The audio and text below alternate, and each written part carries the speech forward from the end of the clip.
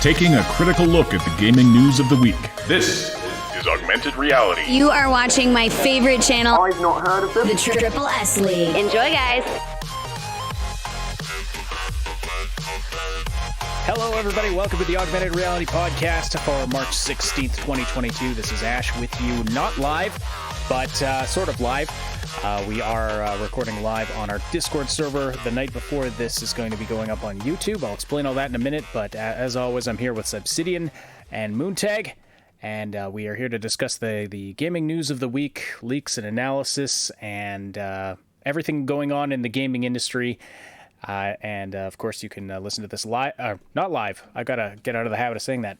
Not live on YouTube, but we have the opportunity for you to catch the recording sessions live if you are a Patreon supporter or a channel member or a Discord booster. Any of those, and if you fall into any of those categories, we welcome you to join our recording sessions for these podcasts going forward on our Discord server. As I said, I'll explain more about that in a second and why we're doing it this way. But anyways, Moon and Spyteam, how are you doing tonight? Oh gosh, it was windy today. Yeah. Very windy. Yes, that's right. You guys were. Oops. That I wasn't supposed to do that. Wow. Okay, so this is still. Brand new. What did you do? I put the outro. I had the outro music playing there for a second because I'm a professional. Good night, everybody. Yeah, bye. Nice having you here. No, new setup, so I might click the wrong thing now and then while I'm getting used to all of this. But anyway, this is going to be the same format as it always is. The reason we're doing it pre-recorded is because of just changes in our schedules overall. Syb and Moon are not available during our scheduled broadcast time. So we decided what we're going to do is we're going to record live on our Discord server and give you the opportunity to listen in and engage in a post recording session hangout. And there's even we may have sort of a call-in format with people joining in the room, and giving their comments as we've done before. If anyone's interested in that kind of a thing, we're opening that to Patreon supporters of all levels, and again, our Discord boosters and our anybody who supports us in one of those ways, we've opened it up to all of those folks. So this is brand new, so it's a small audience tonight. But anyway, that's a new thing we're doing going forward. So definitely check out the Discord server down below and decide if you want to be a part of that. You can find the link to the Discord server below and links to all of our Triple S League stuff, including the merch store, Patreon, all of that stuff. All right, a couple other update items, but I'm gonna put those off till later because this has already gone on way too long, blabbing about all this stuff. So let's get into the news. So one of the more interesting things that has come out of the week is there was a leak about a new Bethesda IP. So Simon, it's not a leak. It's and this is why we know that it's a real thing, and we know that it's going to be probably decently large, and we're probably going to be seeing it probably this year, if not maybe early next year, but highly likely that it's going to be out this year. Again, we don't know. There's no confirmation on this, and all we know is that Bethesda is currently serious about this to a certain point. So it's we still might not necessarily see this game physically drop this year. It still may be another year, maybe two down the road. It may never come out at all, but that's a very small chance because of what this is. And what this is this was a service mark application for a trademark application. And right. Basically, this is them saying, "Hey, we're going to be using this in marketing for a product that's coming out soon." That's basically what this is. The IP or the trademark was for something called Spyteam, as this article from comicbook.com points out. As for what Spyteam is, I mean, it's anybody's guess at this point.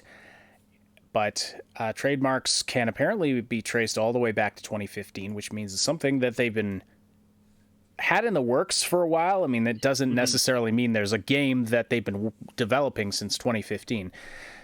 But now, do we know anything as far as, you know, how they filed a trademark? Is this something from Bethesda Game Studios? That seems unlikely to me. Or is it from one of their sister studios, like one of the, you know, studios from, you know, some of their other published IPs like Wolfenstein, Doom, Dishonored, etc. Like, could this be coming out from one of those other studios? Well, it's not from Bethesda, Maryland studio. Like not Bethesda Game Studio. Yeah, I mean, because they've got their hands full. I mean, they've got Starfield coming right away. They're working on 3 games at the very least right now. Right. Yeah. So no, we're not. That's not from Bethesda. This is going to be one of the ZeniMax, you know, former ZeniMax studios. Still sort of that term or that company ZeniMax is basically like a miniature office within Microsoft now, and they just handle some file work, paperwork. Essentially, they don't call shots like they used to. So yeah, it's going to be coming from one of those many studios that got bought out. It's probably going to have, you know, an executive producer, either, you know, Pete or Todd, or probably both of them are going to be, you know, then their names are going to be on it in that regard, because their names are on almost all the products in that regard. So yeah, that's all we really know about it at the moment. We can guesstimate that it might have something to do with teamwork. And hold on now, because I had to go deep to get this one. Quite possibly some kind of spying. Spying in a team. I wonder. Some kind of team-based spying adventure thing that you play and have fun with people in a team. Go figure. So I know it's huge. I know it's like, oh my god, that's crazy, but that's what I got so far. Yes, so know very little about this at this point. It's been speculated. Some speculate that it's an online team-based PvE third-person shooter based on a major comic license, and that is possible. That's apparently deduced from certain job listings at Roundhouse Studios. But again, very it's all speculation at this point, but it's curious. So with the IP, with the way the trademark was registered just this year, so are we going to be seeing this anytime soon, whatever it actually is? Well, I mean, it depends on what you mean by soon, and it depends on you know, soon can mean a lot of different things, especially when it comes to Bethesda. You know, I think we're going to be seeing it sooner rather than later. Like I said before, I think this is something that's probably like on the list of things, because if you look at the companies as a whole, they haven't released a lot of stuff recently. And what we do know that the conversation as to the buyout with Microsoft had been going on since 76's release, if not possibly before that, but it's highly likely that those conversations started to take place on a serious level sometime after the release of 76. Mm-hmm. And the primary reason behind that is because they wanted to take the company public, and they were going to take it public. They were going to have this big public offering that it was going to, you know, they were going to have stocks and everybody was going to become a billionaire. And then they released 76 and everything bombed, and their price evaluation was like pitifully low. And then the guy who was orchestrating all of that stuff died. And that'll put a damper on things. Yeah. So basically, shortly after that, that's when basically the Microsoft offer probably was put on the table, and serious discussions were started up about that.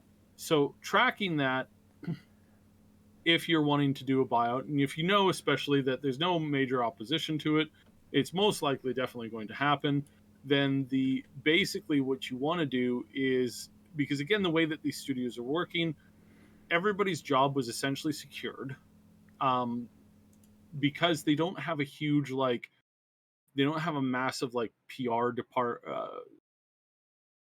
I should rephrase it. They don't have multiple departments that Microsoft couldn't fill in for those, or we're going to fill in for those, thus needing to get rid of a whole bunch of staff. That, as far as I know, very few people were shown the door during the buyout or after the buyout. That's everything that we've heard, that basically most of them actually just went up a couple of people. So that seems to make the most amount of sense. So what that says is that the air at the company was basically one of which, where it's like, we're going to be joining up with Microsoft soon. We're going to be planning to do some big game drops. We're going to become one of their leading titles, one of their leading, the point of the spear for the next round of releases within the next couple of years. So whatever projects you guys are working on, there's going to be no pressure to get them out within the next year or two.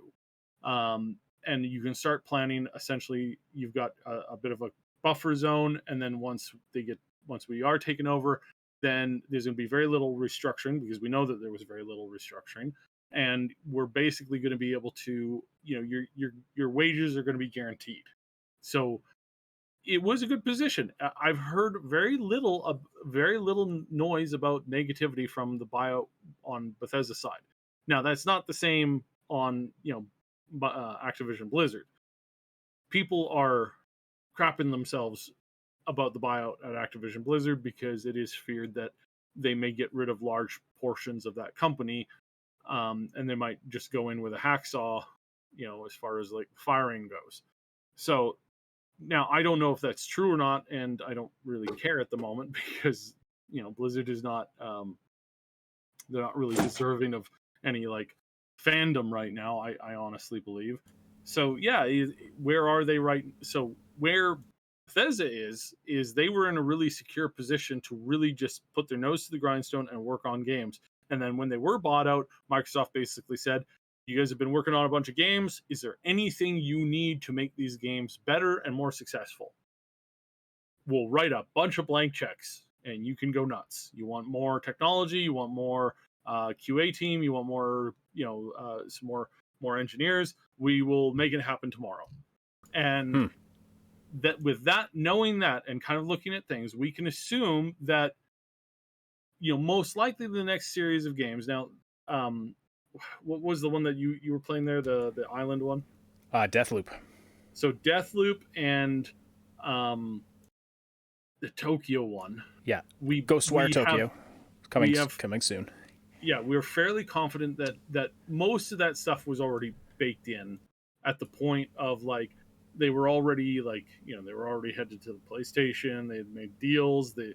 Things had been those were those were announced before the buyout.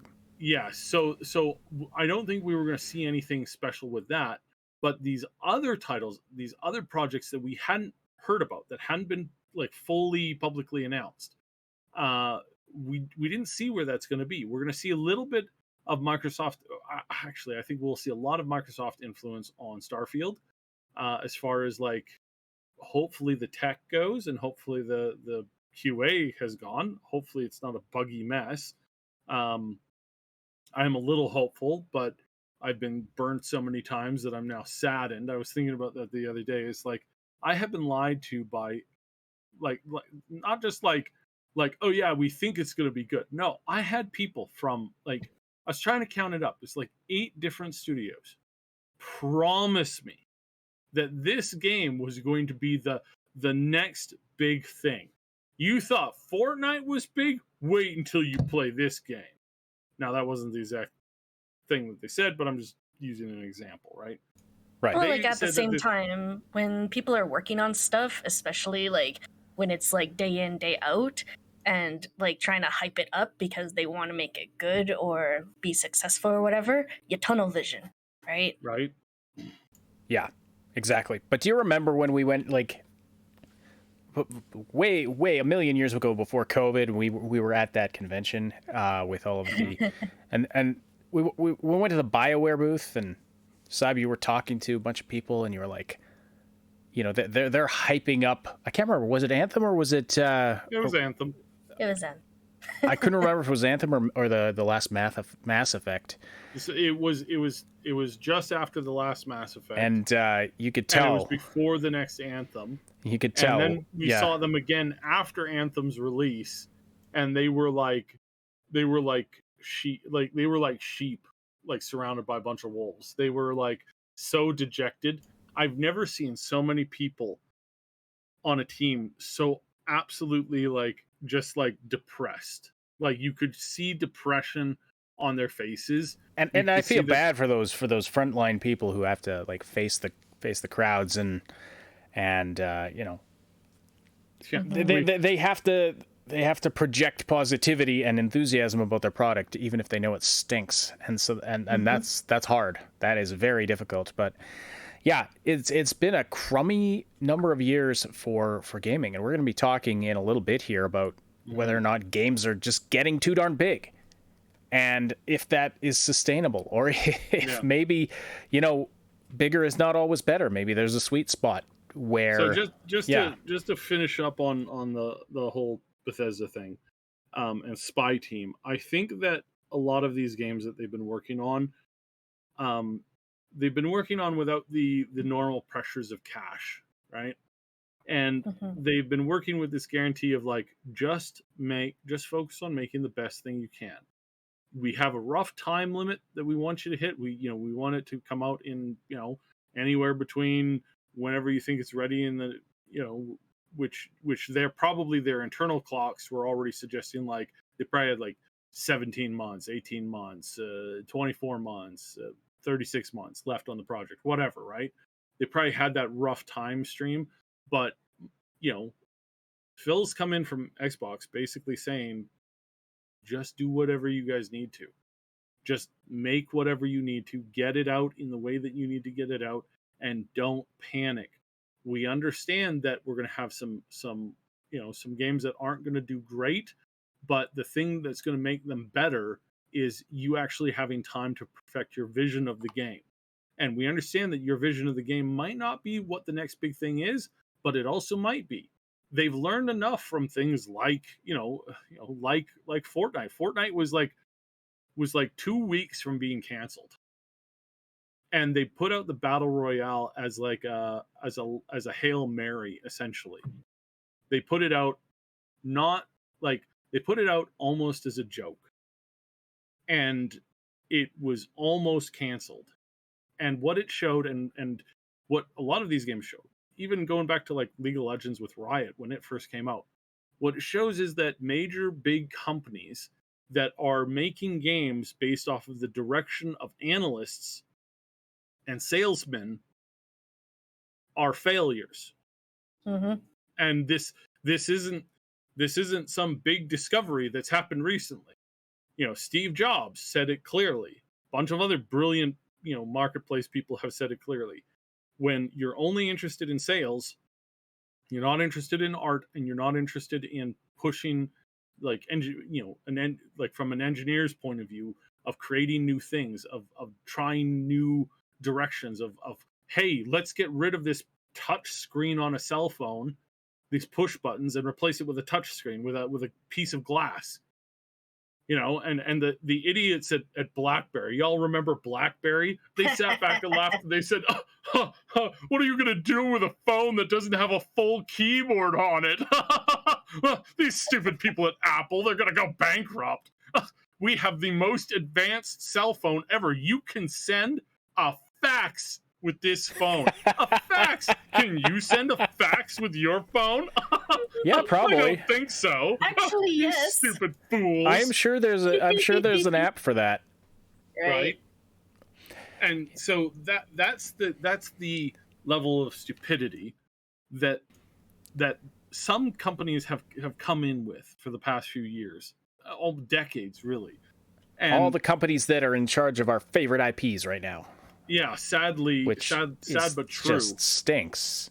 And you know what? the next time I argue with Tim, the guy who runs Epic Games, because I've had a couple of arguments with him. They're on Twitter. It's you could look them up. They're pretty funny.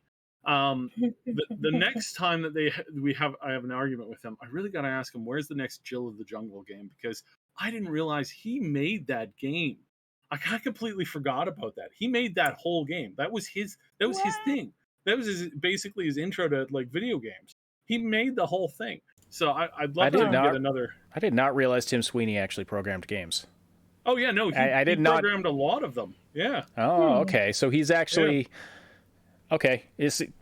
I just knew him as the head of Epic, who buys exclusives and stuff. Yeah, I completely forgot that he actually made Jill of the Jungle, and I actually like sent an email, not an email, like an actual like piece of mail when I was like, I'm dating myself here, but I was probably like 12 or 11, I think, when I sent him an email, or not an email, an actual physical letter, because that's how we went to the computer store and Jill of the Jungle was in a little floppy disk, and I looked at it and I was like, I really like that game. I was like 11 at the time. No, it wasn't 13. I was like 10 or 11. I think it was 10. And I was like, wow, this looks cool. Can we get that, Dad? And Dad was like, sure. What's, he's whatever. And yeah, I loved it. My dad loved the plumbing game where you like put pieces of plumbing lines together to like, do stuff. Anyways, that one on Windows 3.1?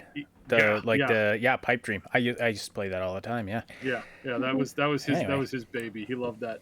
But yeah, I think that overall Microsoft's purchase was good because it put somebody in charge of these companies that goes to these, because games really are two groups of individuals. It's artists and it's engineers, and they're creating something together, and that's so cool. And artists, obviously, I'm using a pretty broad term. And I mean, you have to have the business side of it too, but but the business side of it is what's been ruining everything. Yeah, well, yeah, and I mean, when you have a budget that's literally hundreds of millions of dollars, then your bureaucracy is going to be very big. And bureaucracies, of course, as we all know, I mean, bureaucracies are usually very efficient and always have our best interests in mind and want what's best for the people they serve. As we all know, that's how bureaucracies work, right? Schoolman's very fascinated. He says, wait, they had letters in the dawn of time? Oh yeah, written on papyrus. he wrote this letter to Tim Sweeney. He chiseled it onto one of the pyramids in Egypt. It was before look, guys, I grew up in the 80s.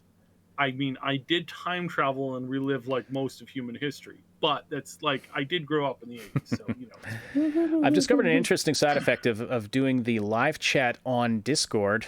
People can post pictures and GIFs and stuff. So this is very. You should probably like find a way to like interject some of the GIFs that people are sending us. I'll try to figure that out. Yeah, we'll have GIF cam or something. This could be fun. Anyway, yeah. Yeah. So I mean, I'm looking forward to it. I think this is the future of gaming, because so long as people like Phil like are in control, because you have to understand that in order to create good games, you need artists and engineers who are bursting with creativity, and then you need a gentle guiding hand to kind of keep them in headed towards a direction, right? You gotta have somebody there who says, we have to ship the game at some point, guys, so just focus on making the best thing. Don't get stuck on reiteration. That's not a good thing. In most cases, it has hurt games a lot. Well, I'm not sure reiteration is the right word there. I would use the word scope creep, or scope adding creep is a good one, like, because you iterate, those are common terms, right? Right, but so. It's iteration is necessary in any development project. You iterate on the thing you're working on and make it better and better and better and better. You don't know exactly how it's going to work right away, so you do iterative. Like, these types of projects are always iterative, but I think what you're getting at is the idea of like, oh, let's add something in now that we weren't prepared for before. Well, yeah, not polish. I'm not talking about polish. I'm talking about, let's hire a Hollywood celebrity and completely change the story when we're 4 years into development. Oh God. That's what I'm talking about. So anyway. Yeah, well, like the thing I see is like when the company or the group gets way too big, basically it takes on a life of its own, and it just goes off in its own direction regardless of the people inside, especially if you have an imbalance of directives between like trying to keep things on track or reaching certain goals or being creative and innovative, right? Yeah. Mm-hmm. All right. So, I guess we'll leave that story there.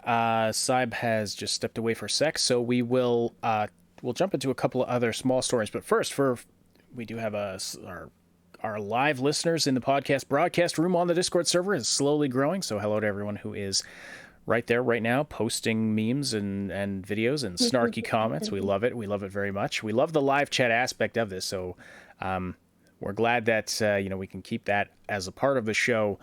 Even though we are pre-recording. So that's why we came up with this new format. And for those of you listening after the fact on YouTube or on any of the other the audio podcast platforms, welcome you to join our Discord server. You can find lots of people there to talk about all of our favorite things with and suggest topics to us and be, there's all kinds of fun rooms we can talk about, but or where you can talk about whatever's on your mind within various topics. And so we have rooms for all different kinds of things, great mods to keep it very pleasant and non-toxic. And we welcome you to join us and check it out. We do have to, for those of you who are in our community though, we do have to talk about the Discord server because Discord is implementing some new policies that are at odds with what we believe in here at the AAA League, which is freedom of speech and freedom of expression. We don't care if you disagree with our opinions on things, or if we disagree with your opinions on things. We believe in people's rights to discuss opinions and Discord and ideas ideas and discussing ideas it's how you arrive at truth is discussing different perspectives and then keeping what's good and discarding what's bad. But Discord, like so many big tech companies, has now decided to go the route of censorship. So we are going to have to make some changes to the Discord server. It's not going anywhere, but it might look a little different. But we are building out a second community server on Guilded, and we will post links to that very soon. And so we're not doing like a wholesale changeover, but it's just another option. It's another option. Certain parts like the off-topic room and the memes room might not fit on Discord anymore because, we don't want people talk about stuff in there, and we want you to be able to talk about stuff and not get banned because your opinion doesn't, fit the prevailing narrative. We don't want our members getting banned. We don't want our server getting banned. And so anyway, we'll post more details on that, but just be aware of that going forward, that some changes may be coming to the Discord server, but we want to keep the community alive and healthy. And so, like I said, we're building out on Guilded, and the plan is to keep both of those going. And if Discord eventually fizzles out and everybody moves over to Guilded, well, then we'll focus on that, but we'll deal with that when the time comes. So we won't get ahead of ourselves here.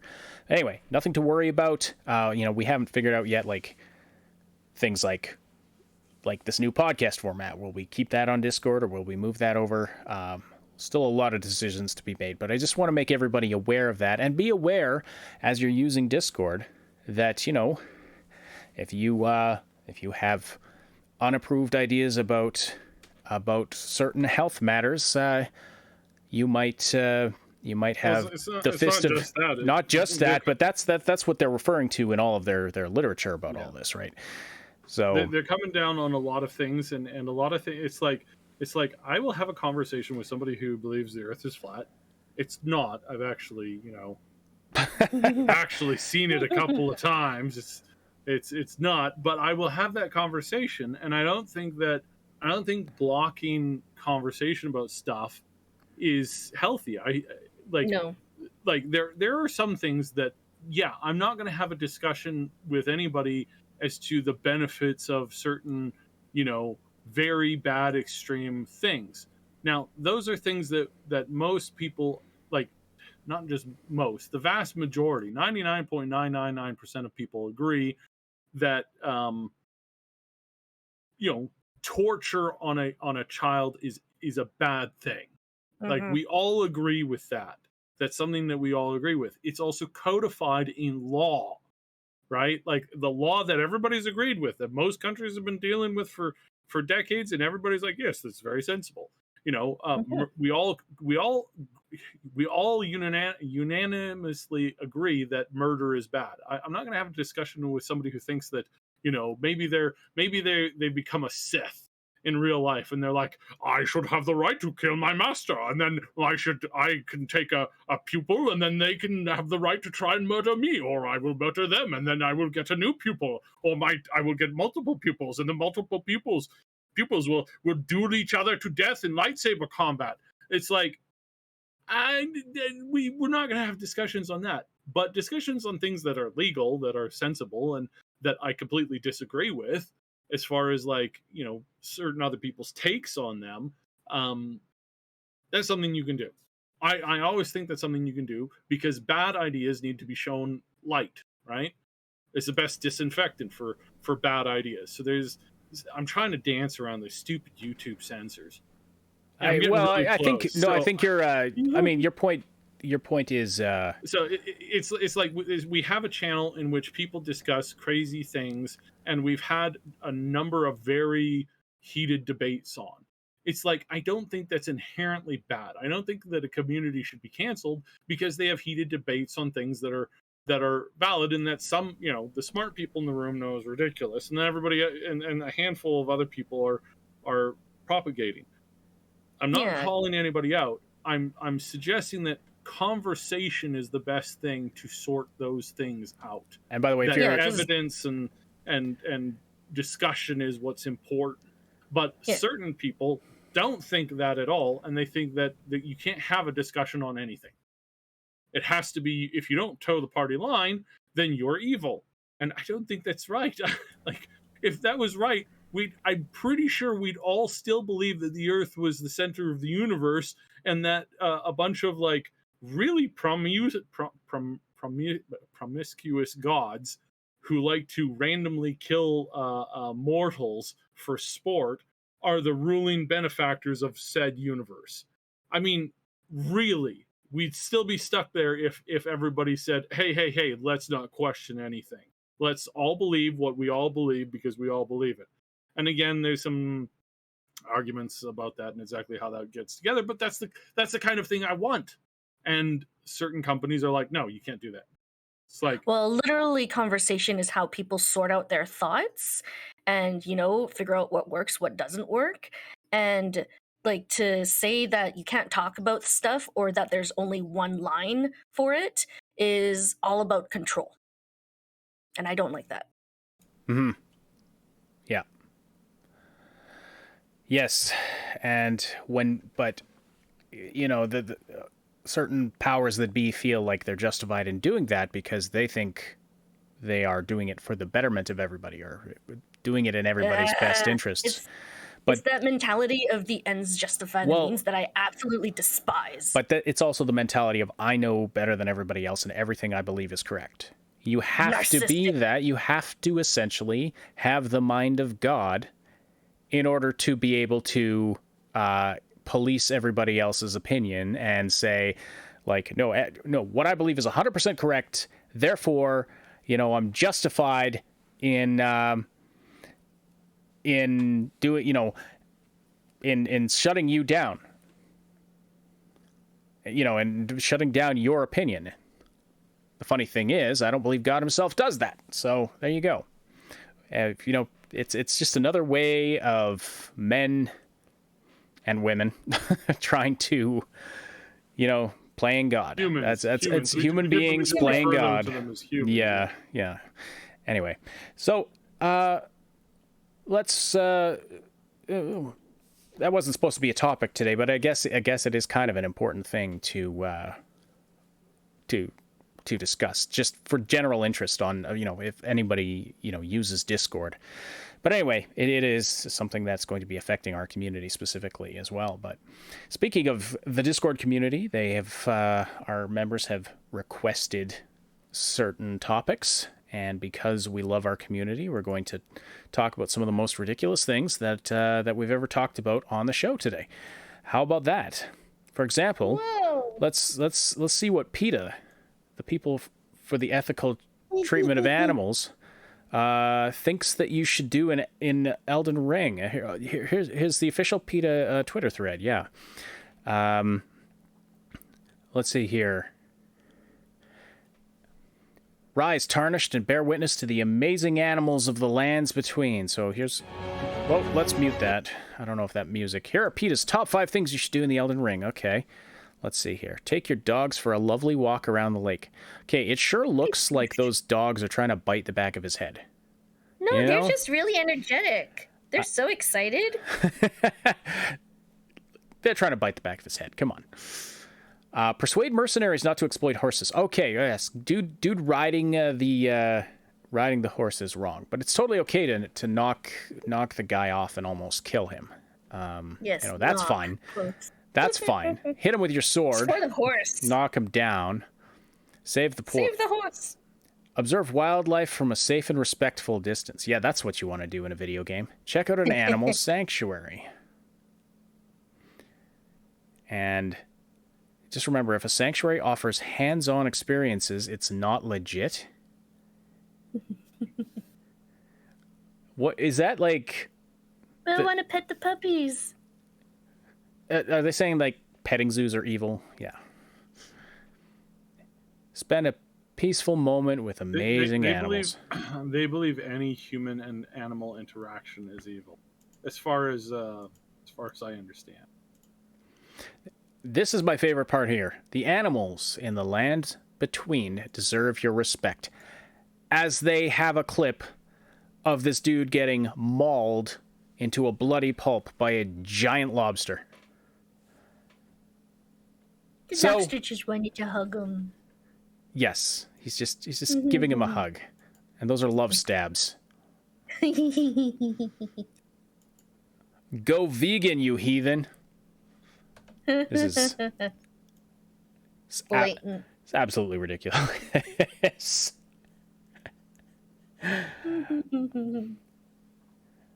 Lady Reaver says, "Funny how we should respect nature, yet animals are brutal to each other." Well, there's a deep philosophical debate we can have there about the relationship between humans and animals and how we should treat them. Of course, I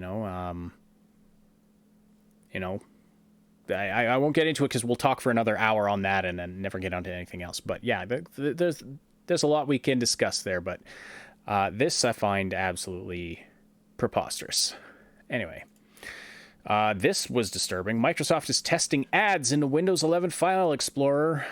Ugh, God, Microsoft, don't do this. In the File Explorer? Well, okay, I gotta contextualize this. Somebody leaked an image that was a test feature, and actually you see it on the screen here. So you see the File Explorer. Write with confidence. This little gray ad box pops up saying, "Write with confidence across documents, email, and the web with advanced writing suggestions from Microsoft Editor." So, advertising for their own products, it looks like, is something they have at least tested or experimented with. But let's see. Hold on. This new Windows 11 feature was discovered by a Windows user and insider MVP who shared a screenshot of an advertisement notification displayed above the listing of folders and files to the File Explorer, the Windows default file manager. And As you can imagine, reaction to this was adverse, to say the least, with some saying that File Explorer is one of the worst places to show ads, while others added that this is the way to go if Microsoft wants people ditching Explorer for something else. I mean, agreed. Yeah. Now, it's only fair to give Windows' response to this. Brandon LeBlanc, Windows Senior Product Manager at Microsoft, told Bleeping Computer that this was an experimental banner that was not intended to be published externally and was turned off. Okay, fair, but clearly they were experimenting with it, which makes you wonder, right? How as it is, like years and years ago, I was using a quote-unquote free version of Microsoft Word that had ads in the sidebar, just full-on ads like you get on any website or anything like that. It's the price of free, right?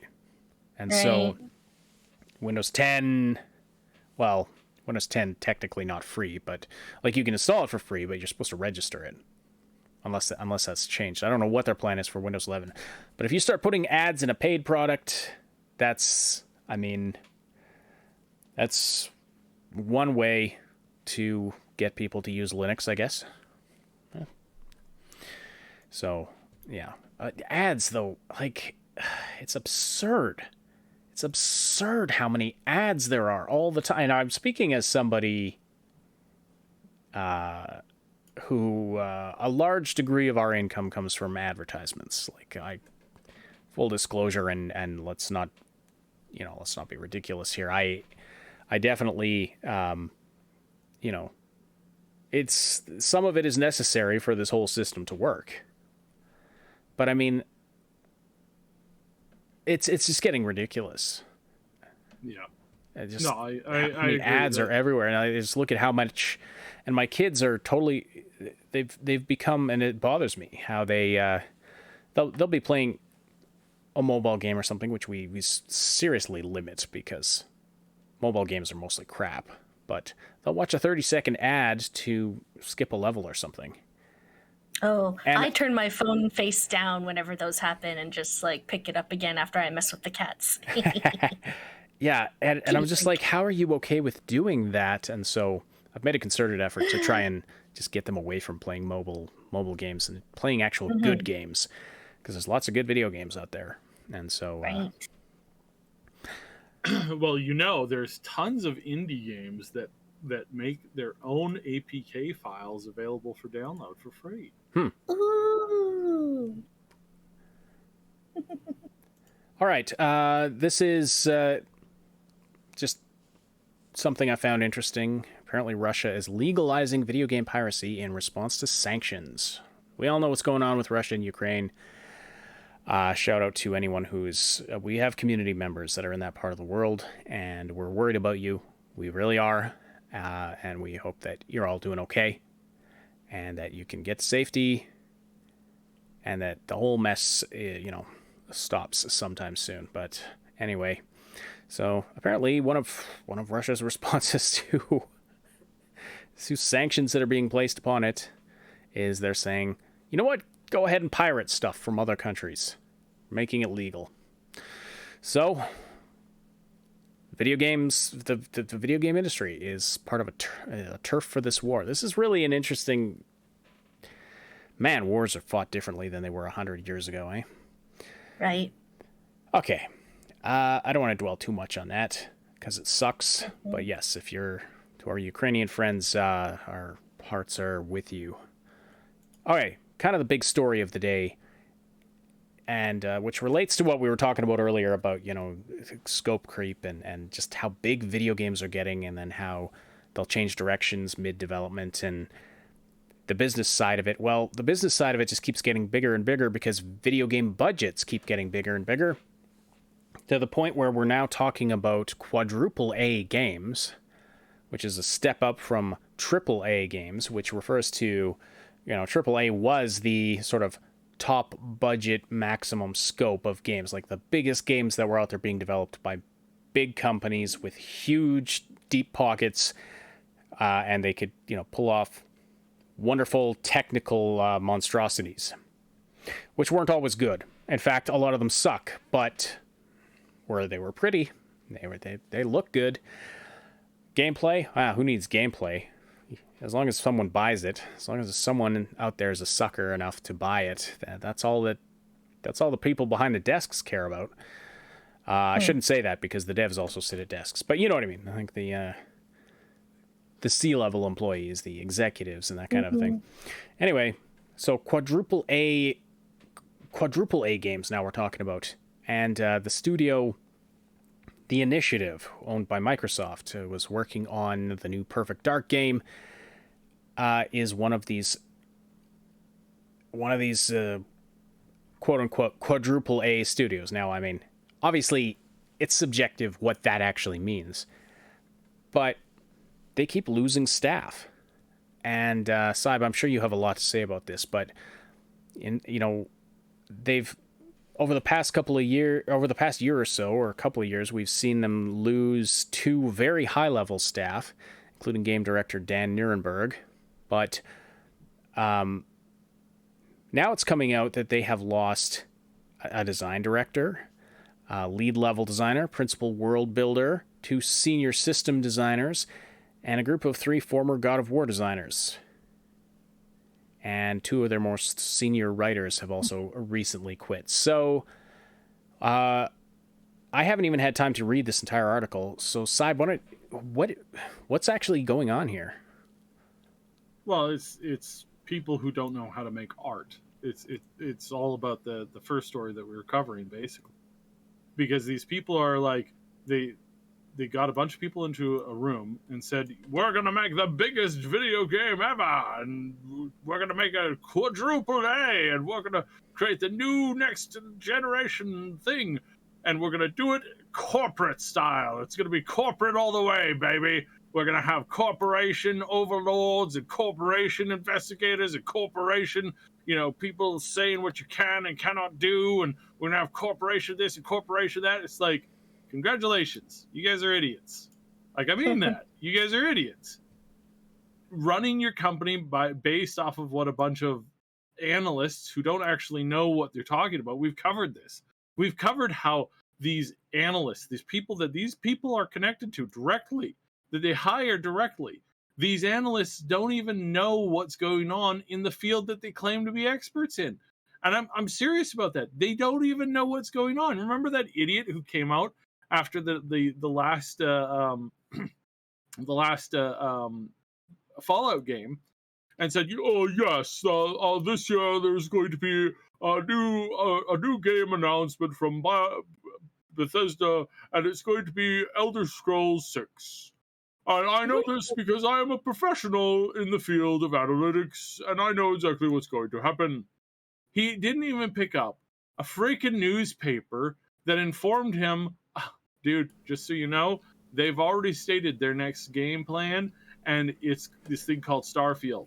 You piece of garbage. You didn't even read their website. You didn't even go to their website. You just said, hey, what's the next thing they're working on? Oh, well, it's probably this. Oh, very interesting. Well, I guess we'll go with that then. It's like, wow. The level of your patheticness is I don't want to swear. It's bad. And these are the people who are advising these people on what they can do and how they're going to get this stuff and all this stuff, blah blah blah blah blah blah. And it's like, you guys aren't good at your job, and that's probably the number one thing, because they didn't take a project, said just create in this. They said, we want you to create within a tight framework, and it was Perfect Dark, but it's Perfect Dark is but it's a shooter with just more like AAA stuff. It's like, I don't even know what that means, and I'm an expert in gaming. Like, I don't even think these people knew what that meant. And so they're working with a project that's like, it's somehow confined and completely open at the same time, and nobody knows what's going on. I think that's why these big projects are failing. I think it's because there's too many people calling every day saying, hey, we want an update on our investment, and how much money is this going to make us, and it's not about the art. Yeah. And when you're at that, when you're creating something that's that freaking huge, you have to have investors. Like there's just no way around it unless there's some self-made billionaire out there who wants to just make games and fund a studio himself. But I'm not aware of anybody like that. Yeah, you have to have investors. And so those investors are going to want to return on their investment. And so there's going to be pressure from them. And so there's going to be pressure to, listen to those analysts and say, okay, what's going to sell? Not what's going to make a great game, but what's going to sell. Right? It's like too many cooks at the pot. Thank you. Exactly. Well, or there's the, actually, if you want to expand on that analogy, it's like you're trying to make a delicious soup. And you mix your spices together, and it's something new and different. But then the people who are backing you financially come and taste it, and they're like, well, I think 10% of the population is going to find this too spicy, so you just tone down the spice, and so then it and you get 20 different opinions like that, and then you wind up just making the same bland crap that everybody else makes and serves. Like it might as well be, just a can of Campbell's mushroom soup, which I actually really like Campbell's mushroom soup. But anyway, I also like know the point. soup. Oh, I love mushroom soup. I was giving a lot of thought on like how would you make a AAA game and not have it like subject to scope creep or other things like that.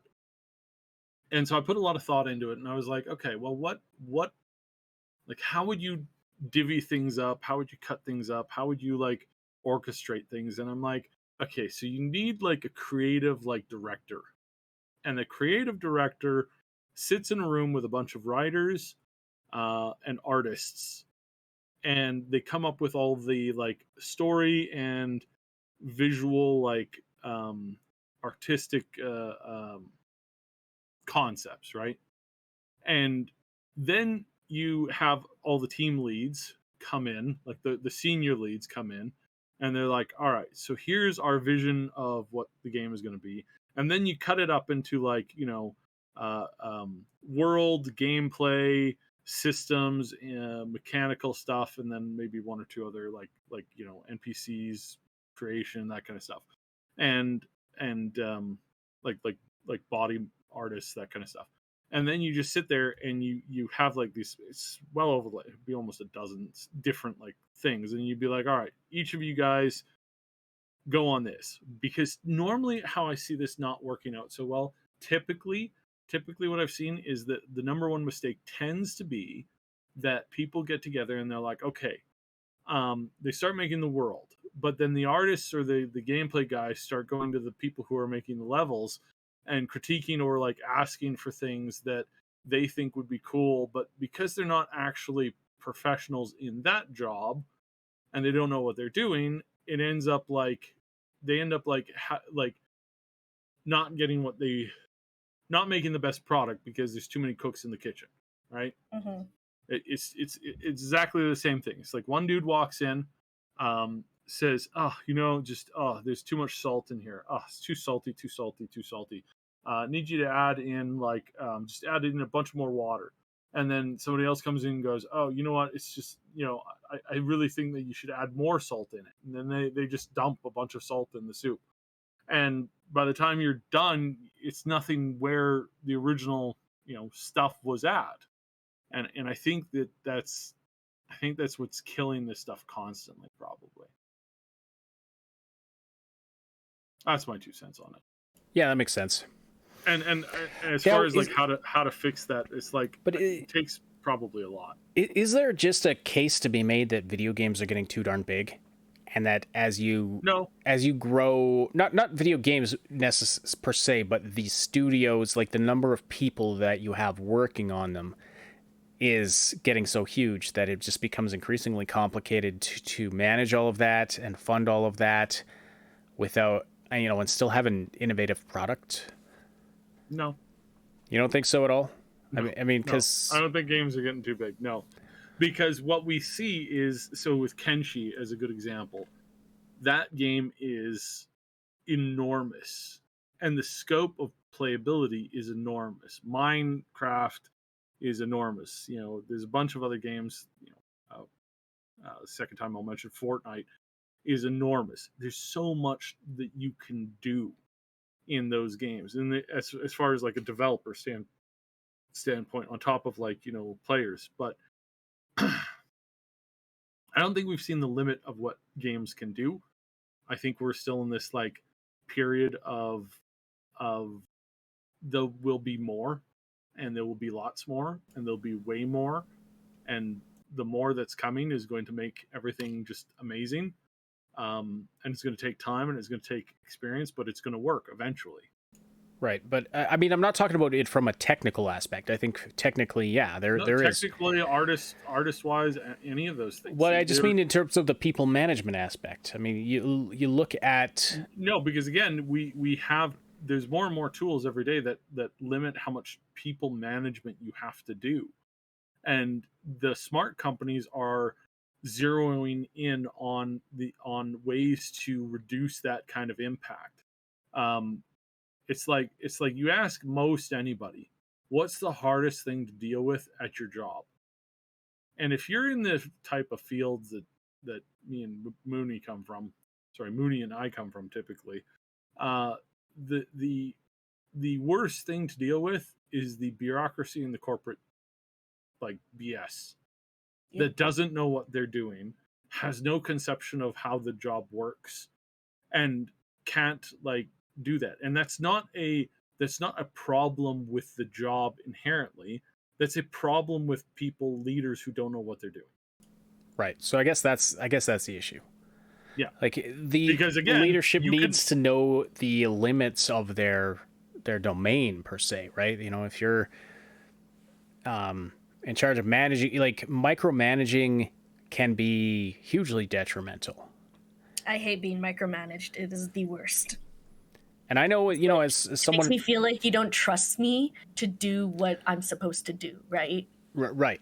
And it's hard, as someone who's run even, you know, smaller, you know, much smaller than one of these games, but who's run projects, and I actually hate running projects. Part of it for this reason is because I have a hard time relinquishing control. You know, I know what that's like to have, you know, you have a vision for how it's supposed to be, and then, you know, it's when you pass that off to somebody else to do, it's never going to be exactly what you're envisioning. But if you are, you know, you're creating a game with a $500 million budget, you have to do that. You know, you can't micromanage every aspect of it, and you can't be coming in and changing your mind every 2 weeks about what direction you're going to take the game in. Otherwise, you wind up 18 months from launch with nothing but a CG trailer that shows a game that doesn't actually exist. Or you wind up with, with Cyberpunk, which was almost awesome. Just, you know, if only it had the potential for awesomeness glimmering through. I've heard that with the new updates, it's much, much better, but man, I've had no interest to go back to it. There's too many new games coming out that are really, really good. But then actually, I think this is something that Dying Light 2, for example, did really well. They knew what their game was supposed to be. Like, you can tell. They knew what the game was supposed to be. They focused on that, and they made it happen. And it resulted in a really, really good product. Is it a perfect product? No. It has some shortfalls. But if they had tried to do everything, then what they did excellent wouldn't have been excellent. It would have been mediocre, and you would have had a game that's just mediocre across the board. And I'm sorry, but I'd rather have a game that excels in certain areas with some things mediocre, you know, rather than a game that's just mediocre across the board. A game that's mediocre across the board is forgettable. But a game like Dying Light 2 it's memorable for what it does fantastically well, which is the parkour stuff and running around and those moments you have of just doing these awesome stunts and, you know, just parkouring across the city. And that's just one example that comes to mind, right? Like there's tons of other games that you could point out, like Celeste. Why was Celeste amazing? I mean, okay, that's a game that was pretty much excellent across the board. It's hard to actually criticize. I suppose you could criticize it for being too hard, but but it's a platformer. They didn't try to make it something more than it was. They were just like, we're going to make an excellent platformer.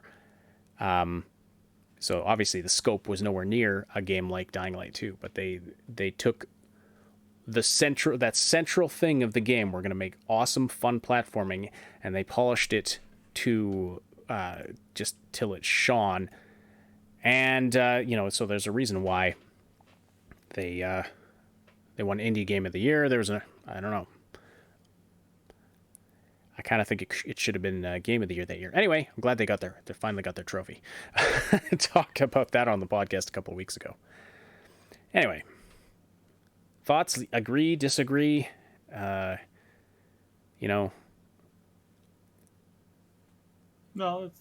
that's close. Close? I have no idea what you mean.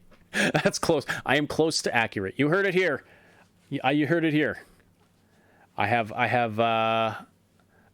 Sib's stamp of approval. My opinion is close. My opinion is close. All right. Well, I'm loving the graphical reactions in the chat. Yeah, we should maybe find a way to put those on the screen, like Sib said early on. That would be fun. They're very entertaining. Now I can't exactly read them. Soup? Yeah. I can't. Magic. So Schoolman says Celeste I got scared when I was being chased around. Yeah, it's funny how a two-dimensional pixel art game can actually evoke some horror and some tension and some suspense if it's immersive enough. That's another thing that game did. You know what? Okay, now it's driving me crazy. I've got to find something I didn't like about Celeste. There's got to be something. I can't think of a damn thing to criticize Celeste for. It's just so fun. I mean, there's a reason it's in my, top 5 games that have ever been made, as far as how good it is. And of course I love good platformers. So I mean, I'm going to be biased in that way, but let's see. As Lady Reaver says, going back to our earlier discussion, they even put ads on demonetized videos because that really bugged me when YouTube started doing that. Channels that don't have monetization or videos that got demonetized, well, YouTube will still put ads on them. Because YouTube said, look, guys, you're just not making us enough money, or we don't agree with the content, so we're not going to monetize you because our special people that run our our secret offices, they don't like what you have to say, or they don't think you're important enough.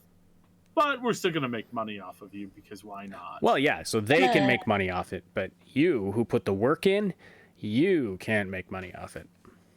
That reminds me, I also saw an article the other day that said there's a store that was rolling out. So the store has glass doors on their coolers, right? So you can see what's inside and decide what to buy.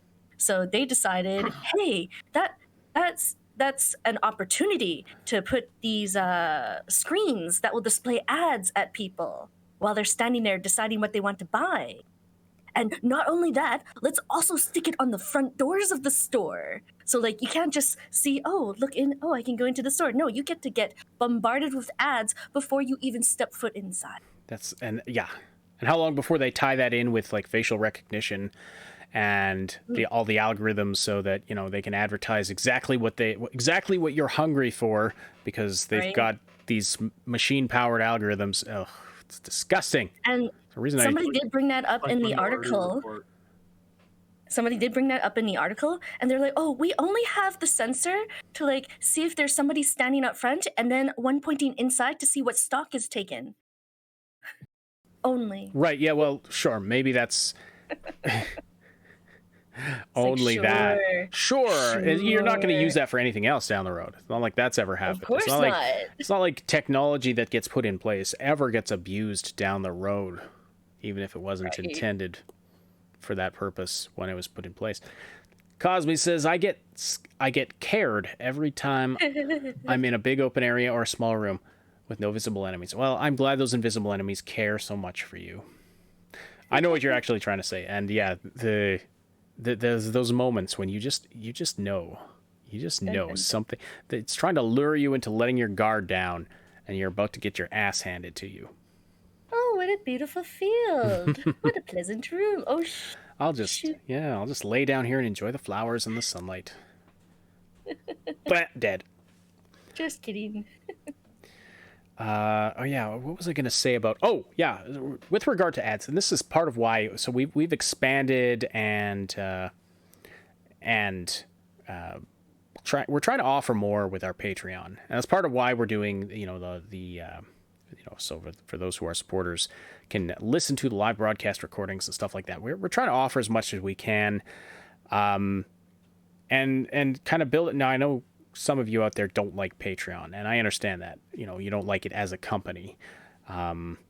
We may eventually move to something else. We'll see. There's a lot of decisions to be made at this point because a lot of these companies are doing things we don't like. Anyway, we're trying to expand our offerings and expand more, or offer more, especially for the lower tiers on Patreon, so that we can eventually not be so dependent on ad revenue.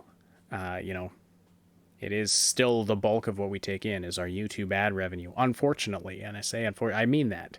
I wish we could operate. I wish I could turn all the ads off and still have this be a viable thing we're doing. I really, really do. Because everyone hates watching ads. But for those of you who put up with it for the sake of supporting us, we really appreciate that. But yeah, if you're willing to check out the Patreon and see what we have to offer there, we would really appreciate that as well. I mean, no pressure. Feel free to join the Discord server, be part of the community, do all of this stuff, without any obligation to do any of that kind of thing. We have, we want to create a fun community. But, if you want to check it out and support not only this podcast content, but all the guides we put up, all the various things we put up, we'd appreciate that as well. And I hate asking for that. I hate that. I really, really do. But unfortunately, it's the reality of the world we live in. But also, like I said, do check out the Discord server and our other main channel, the Triple S League, for lots of different kinds of content, including game guides and comedy and all kinds of stuff that we post over there. And if you are listening on one of the audio platforms, whether it's Apple Podcasts or Google or Spotify or SoundCloud, any of those places, we welcome you to check those out as well. Check out our YouTube channels, the Triple S League and Triple S Podcasts, and our fantastic community. And that's about all I have to say about that. I think that covers it, folks. Do you have anything? Oh yes, of course. Slam the like button and subscribe. Anything you want to say? Join the Discord. There's cats and other fun animal pictures and videos in the animals room. It is great. And right after we're done the recording here, we're going to head into the post-show hangout room. And so those of you who are listening to our recording session live, you can join us there, and we can have where's the like button on Discord? Yeah, that was for the YouTube folks. So just go to the channel later and like it, Schoolman. Really appreciate all of you. All right, thanks so much for listening, everybody, who, whether you're listening live on Discord or after the fact, anywhere. Really appreciate you. I've already said my whole spiel, so I'll just wrap it up for tonight. But we hope you have a great evening, great day, great week. We'll be back with you next week. Be sure to catch Maximum News right here on Triple S Podcasts also this week with Obsidian and Max and Darrett. Another dose of gaming news with slightly different take than what we do here on Augmented Reality. And with that, I'll bid you farewell. We're going to jump into the post-show hangout room. So we'll talk to you, to our live listeners there. Everyone else, we'll talk to you again very soon.